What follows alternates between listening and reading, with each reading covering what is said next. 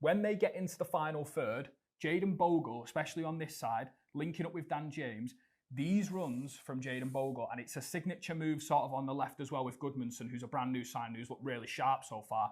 These moves around the outside, but also these in darts here, are really good at taking advantage of sort of the space that a low block offers or a mid block. Everton could not get out of their half, and this is a team that's obviously gone on to win their next 2 games, but Everton could not get out of their own half at Ellen Road, not just because of sort of the occasion for Leeds, but because of how good they were tactically. And now, they do this on both sides, but these number 8s are also players who like to do these tandem movements. You want to swing in from here into the midfield like this.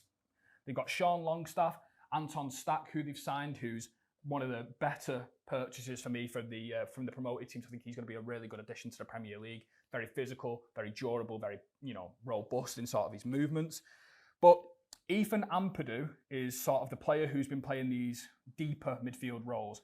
Now, if you don't know about Ethan Ampadu, he's been a really rare case of someone who can play centre-half and number 6. So he's comfortable in doing both things. Now, what this means is that he actually has the flexibility. If the full-backs push on, he slots in there, the back line shifts across, and then they drop a midfielder in. And this, again, gets that same thing as what we were talking about with Sunderland.